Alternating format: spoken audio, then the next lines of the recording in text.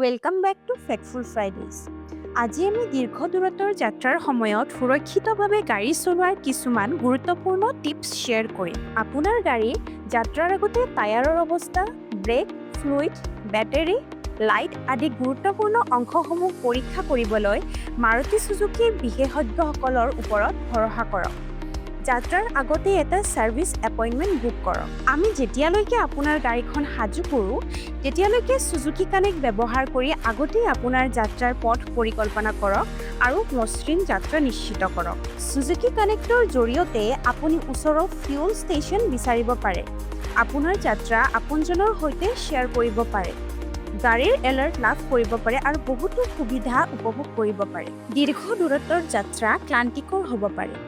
সেইবাবে নিয়মিতভাৱে বিৰতি লওক, জিৰণি লওক, বডি ষ্ট্ৰেচ কৰক আৰু পানী খাই হাইড্ৰেটেড থাকক।